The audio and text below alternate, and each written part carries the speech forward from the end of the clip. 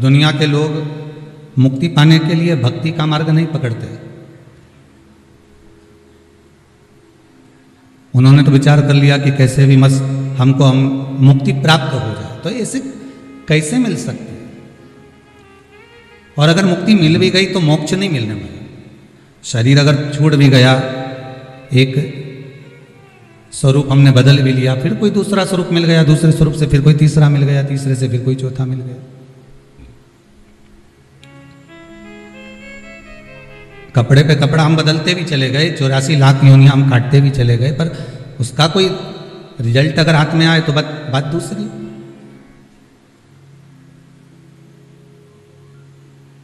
कितने बार हम जन्म लें और कितने बार अपनी मृत्यु के घाट पर उतर जाएं। पुनरपि जन्मम पुनरपि मरण। बार बार जन्म लेना, बार बार मर जाना, प्राण छोड़ देना।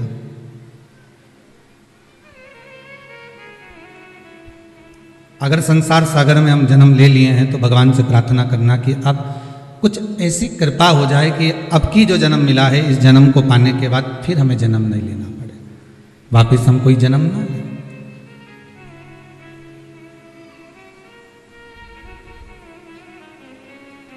ये काया, ये शरीर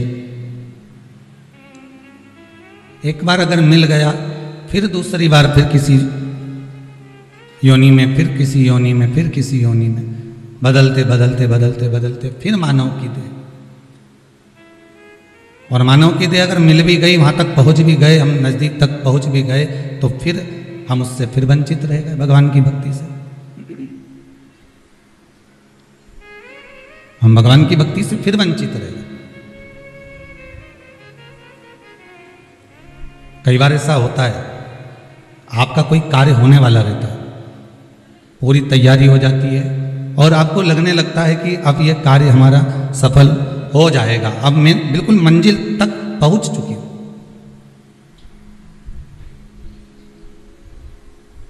अब हम बिल्कुल मंजिल तक पहुंच गए हैं, बिल्कुल नजदीक तक पहुंच गए, और होने ही वाला रहता है और मालूम पड़े वो लगी लगाई जो थाली है वो खसक जाती है, किसी के और के हिस्से में पहुंच जाती है।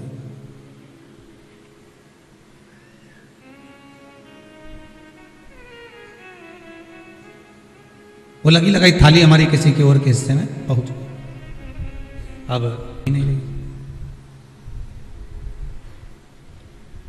फिर पुनः प्रयास करा गया कि ये फिर प्राप्त हो जाए, फिर भी नहीं मिल रही, डिले कम करो। बारंबार हम प्रयास करते रहे, बारंबार हम पुकारते रहे, बारंबार हम बोलते गए, पर वो भोजन की थाली हमारे सम्मुख में नहीं आ पाई, हमें नहीं प्राप्त हुई।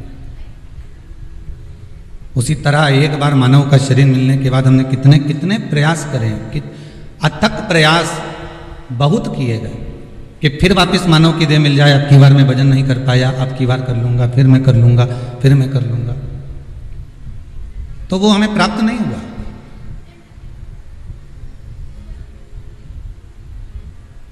कितने बार हम जन्म लेकर अपने प्राणों को त्यागा और त्यागने के बाद ये प्रयास करा कि हम कैसे भी किसी भी तरह से, किसी भी क्षण, किसी भी पल हम भगवान को अपना बना लें,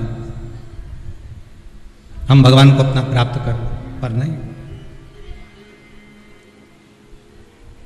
पर प्रयास करना शिव महापुराण के माध्यम से कि इस बार जो हमको मौका मिला है, इस बार हमको जो समय मिला है, इस समय के अनुसार हम भगवान को अपना बनाने का प्रयास करें।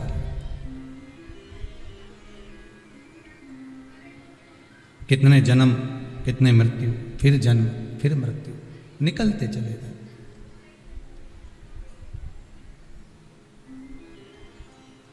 व्रत शिव महापुराण की कथा है, और केवल आपने ही नहीं, संसार के ना जाने कितने मनुष्य, संसार में जन्म लेने वाले कितने मानव, मानव के साथ में हम तो यहां तक कहेंगे कि पशु पक्षी तक भी व्रत करते हैं।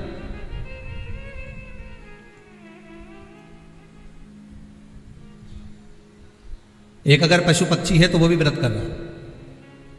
एक मगर तालाब के किनारे पर रहता है, और जब तक वो भगवान का नाम नहीं ले लेता, जब तक वो भगवान का नाम नहीं सुन लेता किसी के मुख से, तब तक वो पानी तक नहीं पीता। मगर भी एक नियम ले लेता, मगर भी एक नियम धारण कर लेता। अब तालाब के किनारे पर बैठा है, एक कुंड के किनारे पर बैठा हुआ है और उसको प्यास लग रही है, पर वो पानी नहीं पी रहा, क्योंकि उसका एक नियम था कि मेरे कानों में भगवान का शब्द जाना चाहिए, तब मेरा जल पीना सार्थक होगा। कभी कभी आपके भी मन में विचार आना चाहिए कि आज मैंने जो भोजन किया है, मेरा भोजन करना तब सार्थक है जब तक मैं भगवान का 108 बार नाम ना ले। केवल व्रत यही नहीं होता कि आप राजगिरे की आटे की पूड़ी खा लो, केवल व्रत यही नहीं रहता कि आप वेफर्स चिप्स खा लो, केवल व्रत यही नहीं रहता कि आप साबूदाना का पापड़ खा लो या साबूदाना की खिचड़ी खा लो या बगर खा लो, मोर धान खा लो। केवल व्रत ये नहीं है कि आपने केवल सीरा बनाया राजगिरे का और पा लिया, व्रत इसी को नहीं कहा गया। शिव महापुराण की कथा तो ये भी कहती है कि आप अपनी जिंदगी में अगर कोई एक नियम धारण कर रहे हो तो ये भी व्रत है।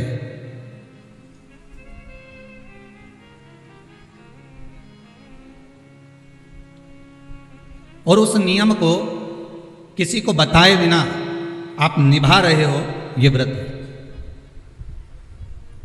और अगर आप बात बात में थोड़ी सी देर में लड़ाई कर कर झगड़ा कर कर कोई संकल्प ले लो कि मैं तो अब तेरे यहाँ आऊंगा ही नहीं, तो इसको नियम नहीं कहेंगे, इसको व्रत नहीं कहेंगे। ये तो आपने झगड़े में कह दिया है, मैं तो यहाँ पाँव नहीं रखूंगा, मैं तो तेरे घर पहुंचूंगा ही नहीं, मैं तो ये नहीं करूंगा, मैं तो वो नहीं करूंगी, तो इसको व्रत नहीं कहा गया। इसको तो आपने अपना अहंकार सामने प्रकट किया, इसको तो आपने अभिमान को सामने लाकर छोड़ दिया।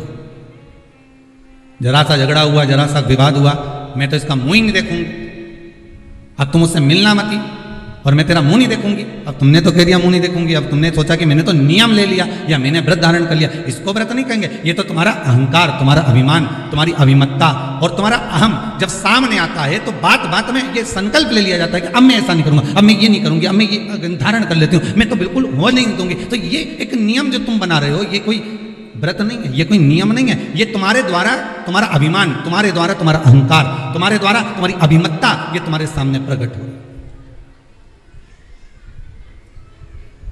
तुम्हारे द्वारा ये अभिमान, तुम्हारे द्वारा ये अहंकार, तुम्हारे द्वारा ये अभिमत्ता, ये सामने प्रकट हो रही है।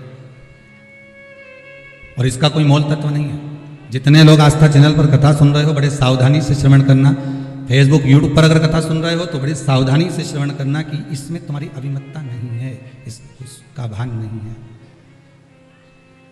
इसमें आनंद का भान नहीं है, इसमें रस तत्व का भान नहीं है। ये तो केवल तुम्हारा अहंकार है, ये केवल तुम्हारा अभिमान है। और जब तक अहंकार अभिमान तुम्हारा रहेगा तो तुम्हारे मुख पे बात बात में वाणी में ये संबोधन आ ही जाएगा। बात बात में वाणी में ये संबोधन तुम्हारे मुख पर आ ही जाता है कि अब मैं तेरे यहाँ पाँव नहीं रखूँ, अब मैं तेरे यहाँ ये नहीं करूँ, अब मैं तेरे साथ में ऐसा नहीं करूँ। ये हमारा अहंकार, ये हमारा अभिमान है जो हमारे सामने आ गया। शिव महापुराण में एक बात बड़ी सुंदर लिखी है कि स्कंद पुराण में भी लिखी है कि आप जो व्रत करते हो, जो आप उपवास करते हो, जो आप नियम धारण करते हो, वो अहंकार को दूर पटक कर किया जाता है। अभिमान को बहुत दूर पटक दीजिए, बहुत दूर ले जाकर छोड़ दीजिए। जब अहंकार अभिमान आपका दूर ले जाकर छोड़ दोगे, अहंकार अभिमान आपका जब दूर चले जाएगा और उस अहंकार अभिमान को छोड़ने के बाद जब आप भगवत भक्ति में डूबोगे, तब एक आनंद दूसरा ही हमें प्राप्त हो जाएगा।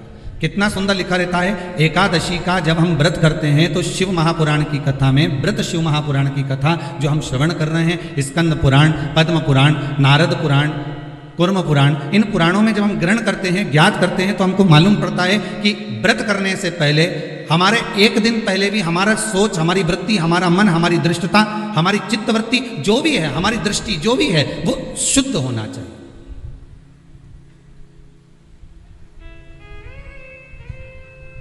हमारा भाव शुद्ध हो, हमारा मन शुद्ध हो। हम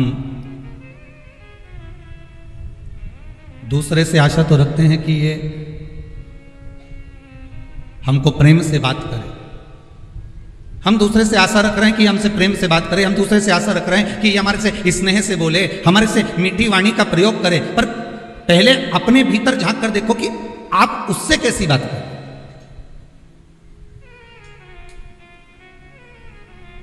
पहले भी कथा में कहा, आज फिर कहते हैं, प्रेम दोगे तो प्रेम मिलेगा। जो आपके पास में है वो आप लुटाना प्रारंभ कर दीजिए। आपके भीतर अगर अहंकार है तो आप अहंकार लुटाना प्रारंभ कर दीजिए। आपके भीतर अगर कपट है तो आप कपट लुटाना प्रारंभ कर दीजिए, सामने वाला स्वयं कपटी हो जाए। आपके भीतर अगर झूठ है, प्रपंच है, तो झूठ और प्रपंच लुटाना प्रारंभ कर दीजिए, सामने वाला अपने आप झूठ और प्रपंची हो जाए। आपके भीतर अगर विश्वास है तो आप विश्वास देना प्रारंभ कर दीजिए, विश्वास लुटाना प्रारंभ कर दीजिए, विश्वास देना प्रारंभ कर दीजिए, सामने वाला विश्वासवान हो जाए।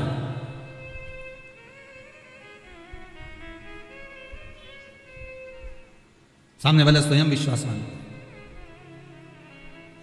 आपके भीतर अगर भजन है तो आप भजन देना प्रारंभ करो, सामने वाला खुद भजन गाने बैठ जाएगा। हमने कई माताओं को देखा है, जब तीज त्योहार आता है ना, तो एक माता भजन गाने बैठती है, ढोलक लेके जो पीटना चालू करे, मंजीरा बजाने वाली भी नहीं होना तो दूसरी आके बैठ जाती, मंजीरा उठा ले बजाने लगते, उसको बजाना भी नहीं आता, फिर भी वो आकर बैठ जाती। बैठे बैठे वो ताली बजाएगी, तीसरी फिर आ जाएगी, वो बैठे बैठे ताली बजाएगी, भजन गाएगी। एक गाने बैठी थी, देखते देखते 8, 10, 15, 20 इकट्ठी हो गई।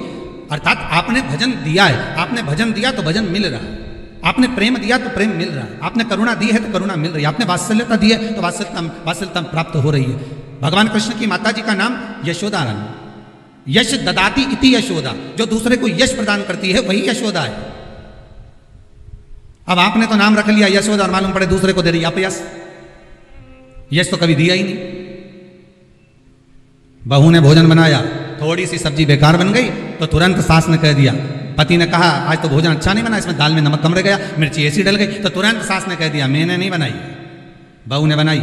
मतलब आपने अपयश बहू को दिया है तो एक दिन बहू भी तो अपयश आपको देगी। आप जो लुटा रहे हो, आप अगर कह देती कि दाल मैंने बनाई और दाल बिगड़ गई होगी, अब शरीर से बनता नहीं है, पाँव में इतना दर्द रहता है ना, तो उसके कारण बस हो सकता है नमक कम डाला हो, ध्यान नहीं रहा हो, मेरी चित्तवृत्ति में नहीं गया हो, मिर्ची ज़्यादा डल गई हो, कुछ हो गया हो, तो सब्जी मेरे हाथ से बिगड़ गई। बहू ने बनाई थी, बिगाड़ी उसने थी, पर आपने उसको यश दे दिया और अपयश अपने माथे पर ले लिया, तो एक दिन बहू भी यही करेगी कि स्वयं यश प्रदान करेगी और अपयश अपने माथे पर लेगी। पर हमारी आदत ये रहती है कि अच्छा करा तो मैंने करा और बुरा करा तो वो भेरू सिंह ने करा, हमने तो तुरंत कर दिया। अच्छा हम कर रहे हैं, बुरा वो कर रहा है। अब इसमें प्राप्ति कहां है? इसमें सुख का भान कहां है? आप अच्छा देने का प्रयास करो तो जो साड़ी कोई नहीं पहने, ना बहू पहने, ना बेटी पहने, ना कोई पहने, जब वो साड़ी बहुत दिन की रखी रही और वो साड़ी कोई नहीं पहने, तब तुमने उठाकर उसको भागवत जी पे चढ़ा दी और आशा क्या रख रही हो कि भागवत मैया ऐसी कृपा कर जे हमारी झोली खुशी से भर दीजिए।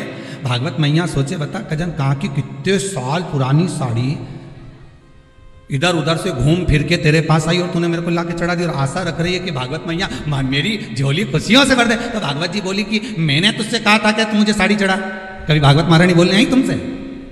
कभी भागवत महारानी ये कहने आई कि मेरे को साड़ी चढ़ा, कि मुझे आभूषण चढ़ा, कि मुझे रतन चढ़ा, कि मुझे माणिक चढ़ा, कि मुझे सोना चांदी चढ़ा? भागवत कभी नहीं कहने आई कि मुझे ये चढ़ाना। भागवत तो ये कहती है कि तुलसी का दल हो तो समर्पित कर दो, और वो भी नहीं है तो मेरे चरणों में आकर बैठ जाओ, नमन कर लो। जब आखिरी में कथा विराम होगी तो तुलसी का दल व्यास जी महाराज तुम्हारे हाथ में पकड़ा ही देगा। तो भागवत तो ये कहती है कि प्रेम का एक पत्ता भी दिया जाए, स्नेह का एक चावल भी दिया जाए तो भगवान स्वीकार कर लेता है। प्रेम और स्नेह से भगवान स्वीकृत करता है, प्रेम और स्नेह से भगवान बढ़ा लेता है। प्रेम स्नेह रिटर्न बड़ा थोड़ा सा प्रेम का अगर भाव हो, प्रेम अगर आपके पास में है तो आपको मिलेगा, और अगर प्रेम नहीं है तो मिलेगा। जो होगा आपके पास में वो दे दीजिए।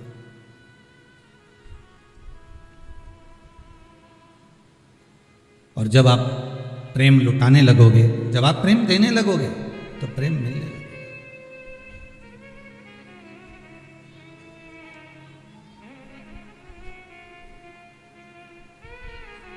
शिव बहुत सरल भाषा में समझ लीजिए, बहुत अच्छे से समझ लीजिए। शंकर भगवान ने अपनी जटा में गंगा जी को रखा और सारे विश्व के उद्धार के लिए, संसार के उद्धार के लिए शंकर भगवान ने वो गंगा पृथ्वी पर भेज दी। अब शिव जी ने आपको क्या दिया? जम के बोलो, क्या दिए? जटा में से गंगा। आप शंकर जी को क्या दे रहे हो? जो पानी भरकर ले गए हो, लोटा भरकर ले गए हो, भले आपने उसमें गंगा का जल नहीं मिलाया, पर आप लोटा भरकर जल भरकर लेकर गए हो, शंकर को समर्पित करा, तो भाव तो आपका गंगा का ही है कि हम शिव जी को गंगा का जल समर्पित कर रहे हैं। भाव तो आपका वही है। आप भले ना दिए हो, पर भाव आपका वही है। शिव ने गंगा दी, आपने शंकर को गंगा दी। रामेश्वरम जाकर करा क्या आपने? केवल गंगा का जल ही तो समर्पित करा है शिव, क्योंकि भोलेनाथ ने, विश्वनाथ ने, शंभू ने आपको प्रदान करा था, तो आपने उनको दिया है।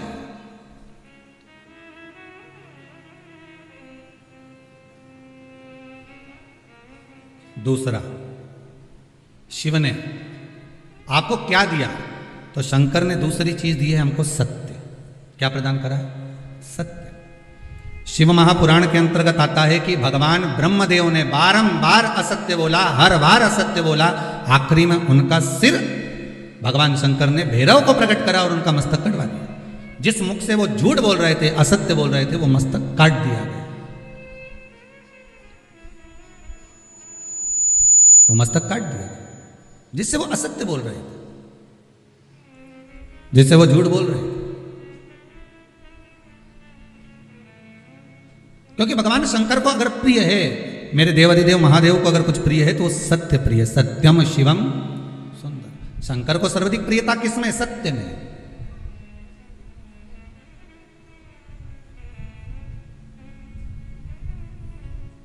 सतनाम कहो भोलेनाथ कहो, भोलेनाथ कहो, भोलेनाथ कहो। सत्य में शिव है, और जहां शिव है वहां जीवन अपने आप सुंदर है। सत्य शिव ने दिया। कब दिया? जब सती मैया राम जी की परीक्षा लेकर आई, और परीक्षा लेकर आने पर राम जी की परीक्षा लेकर जब भगवान शिव के पास पहुंची और शंकर भगवान ने पूछ लिया, क्यों सती तुम नीचे गई थी मृत्युलोक में, तो मृत्युलोक में जाने के बाद अपने राम जी जो घूम रहे थे उनकी परीक्षा ली, पर सती ने असत्य बोल दिया कि मैंने कोई परीक्षा नहीं ली। शंकर भगवान ने ध्यान लगाकर देखा कि सती मैया सीता जी का रूप रख कर गई हैं और राघव जी की परीक्षा ले रही हैं। तब शंकर भगवान का हृदय निचोड़ गया, शंकर भगवान का हृदय निचोड़ गया। शिव जी के नेत्रों से अश्रु का एक बूंद नीचे की ओर गिर गया। सती मां ने, माता सती ने शंकर भगवान के उसी अश्रु को अपने हस्त कमल में लिया। नाथ, ये अश्रु आपका है। सती, आप इस अश्रु की हकदार नहीं है। सती, आप इस अश्रु की हकदार नहीं हो। सती ने पूछा, इस अश्रु की हकदार मैं नहीं हूं? नहीं नहीं, आप इस अश्रु की हकदार नहीं हो। यह अश्रु तो आप किसी और को दीजिए। सती ने पूछा, क्यों? शंकर भगवान बोले, मेरा यह अश्रु आपको मालूम नहीं है कि ये मेरा आंसू कब निकला है? आप झूठ बोली हो, असत्य बोली हो, तब निकला है।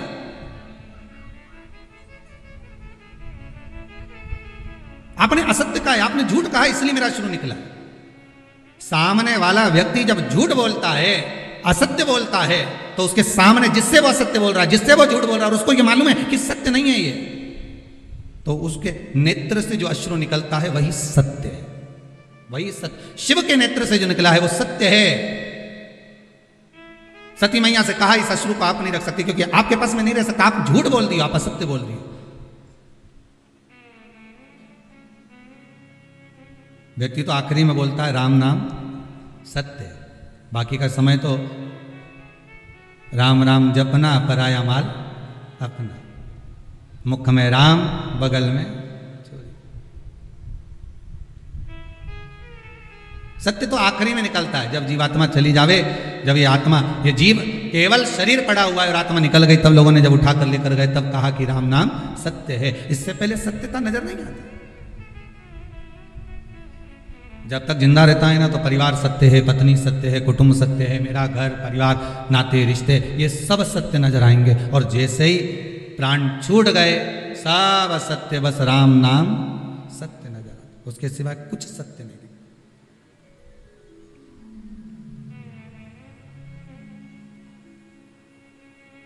उसके सिवा कोई सत्यता नहीं। लो सती,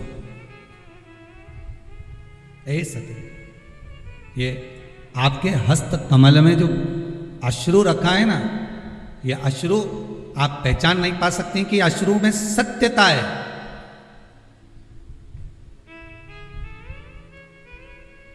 इस अश्रु को आप जान नहीं पाओगे। किसी ने एक लाइन अच्छी गाई है, शायद किसी ने गाई होगी, कोई कलाकार ने, पर अच्छा था। हजारों तरह के ये होते हैं आंसू,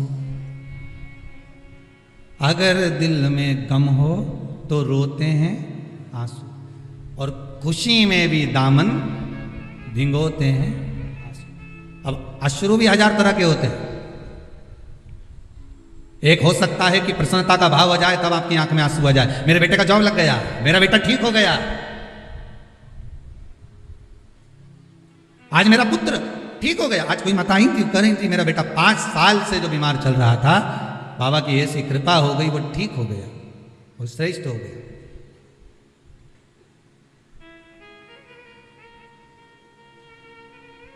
कहीं शंकर की दया, प्रसन्नता में भी अश्रु आ जाते हैं। जिससे मिलने के लिए बहुत समय से तरस रहे हो, बहुत समय से जान रहे हो, अगर वही माता पिता कुटुंब कबीला जिससे स्नेहता है वो सम्मुख आ जाए तो भी आंसू आ जाते। प्रेम है, करुणा है, वात्सल्यता, स्नेह।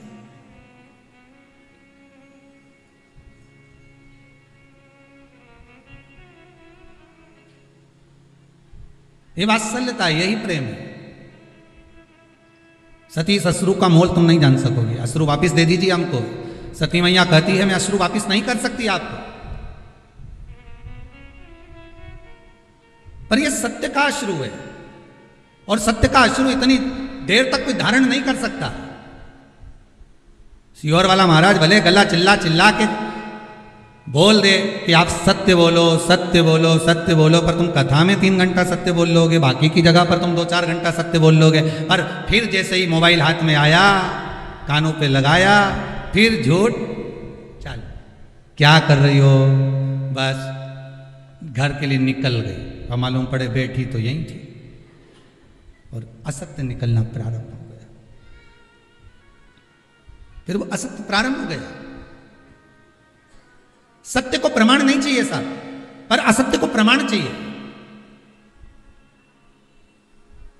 जो झूठ बोलने वाला होता है ना, वो बार बार कहता है लाओ प्रमाण दो, लाओ प्रूफ दो, अभी दो, अभी मैं चले जाऊं, अभी मैं बता दूं, अभी मैं ये कर दूं, लाओ प्रूफ दो। असत्य को प्रमाण चाहिए, सत्य को प्रमाण की जरूरत नहीं पड़ती। अभी मैं ये कर दे, सत्य को प्रमाण नहीं चाहिए। सत्य सत्य। सती, ब्रह्मदेव ने असत्य बोला, भगवान शंकर ने तुरंत भैरव को प्रकट करा, और काल भैरव को प्रकट होकर कहा काट दो ब्रह्मा जी का सिर जिससे वो असत्य बोल रहे हैं, काटो इसका सिर।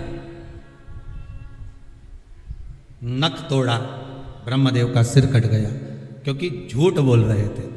असत्य से ब्रह्मा जी का सिर कट सकता है, तो झूठ बोलने से, असत्य बोलने से हमारा पुण्य कट नहीं सकता। पाप बढ़ेगा और पुण्य कटेगा, पुण्य भी तो समाप्त होता है। हमने पहले कथा में कहा था, आज फिर कहते हैं, आप 24 घंटे सत्य मत बोलो, परंतु कम से कम दिन भर में 1 घंटा तो ऐसा बना लो कि मैं 1 घंटा सत्य बोलूंगी। पर वो 1 घंटा किसी को बताना मत कि मैं इसी घंटे में सत्य बोलूंगी, नहीं तो मालूम पड़े कहीं का आकर बहू पूछ ले, क्यों मम्मी सही बताना, मेरे प्रति क्या सोच रही बैठे बैठे, और सास ने जो सत्य बोल दिया तो हो गया कल्याण। वो बताना ही मत को कौन से घंटे में तुम सत्य बोलने वाली।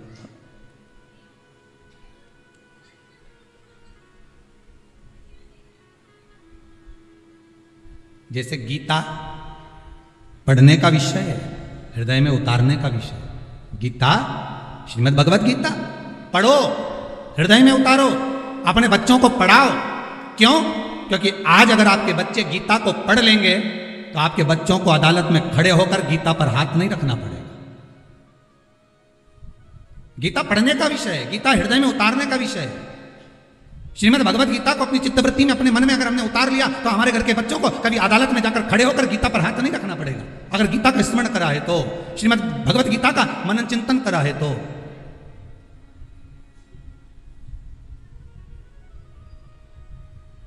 थोड़ा सा सत्य अपने जीवन में उतारो, तब जाकर जीवन का आनंद।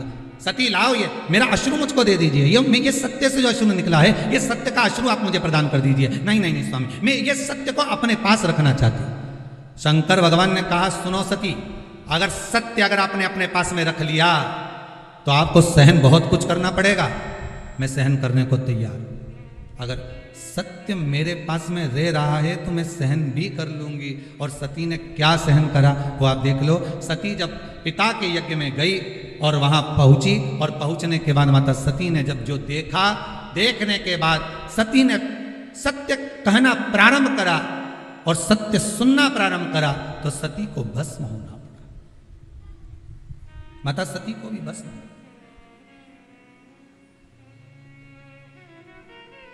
बड़ा कठिन है माना।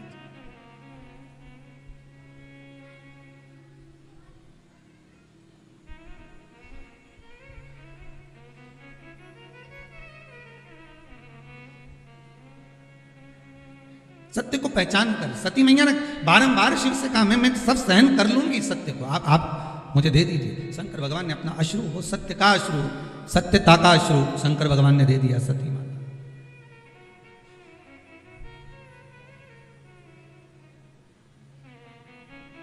और सत्य जब माता सती के हृदय चित्त में समाहित हो गया, सत्य जब माता सती के हृदय चित्त में विराजमान हो gaya, तब फिर सती शिव के चरणारविंद का स्मरण कर कर अपने प्राणों को त्याग दिया, भस्म हो गए।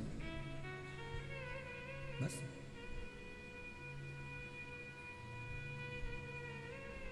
और वो सत्य के कारण ही मेरा शंकर, सती मैया हो, पार्वती मैया हो, जगत हो, संसार हो, सत्य के कारण ही मेरा शिव सबके हृदय में विराजमान कि आज मेरे भोले का, आज मेरे भोले का सारा जगत दीवाना है, आज मेरे भोले का, आओ सभी, सारा जगत दीवाना है,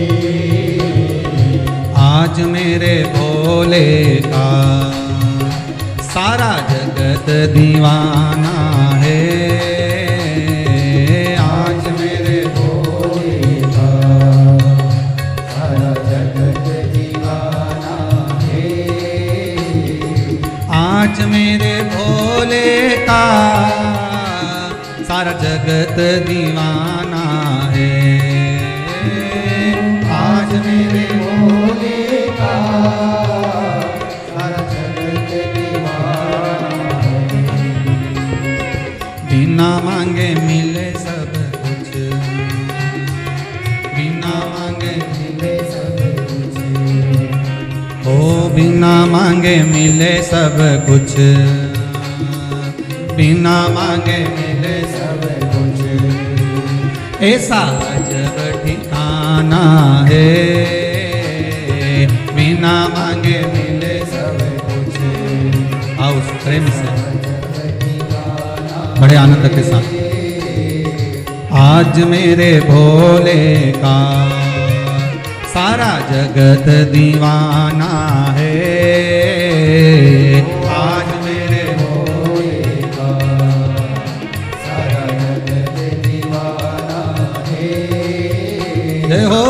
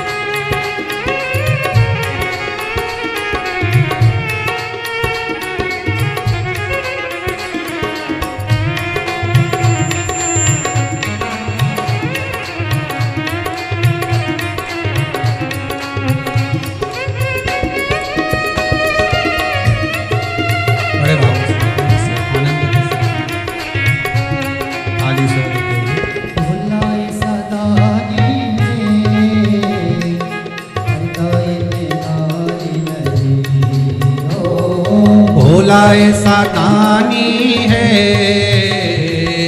करता इनकार नहीं, भोला ऐसा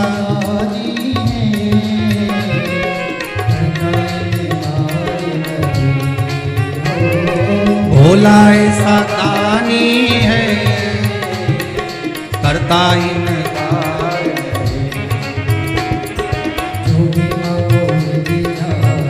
हर भोले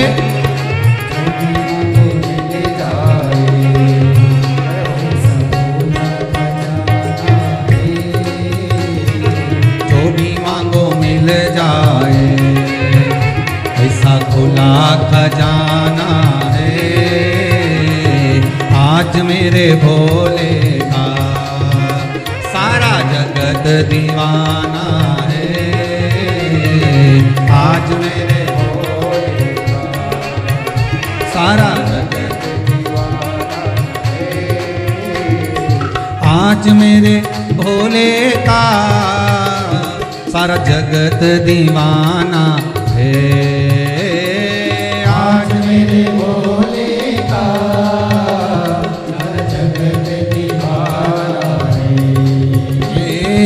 आज मेरे भोले का, सारा जगत दीवाना है आज मेरे भोले का, सारा जगत दीवाना है। बिना मांगे मिले सब कुछ, बिना मांगे मिले सब कुछ, ऐसा आज खाना है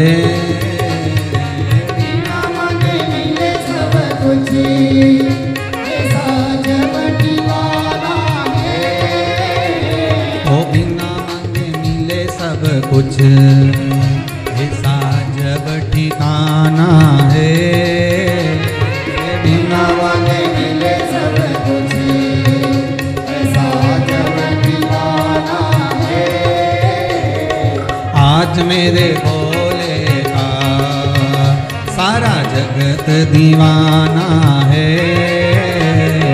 आज मेरे भोले का, जय हो सारा जगत दीवाना है, जय हो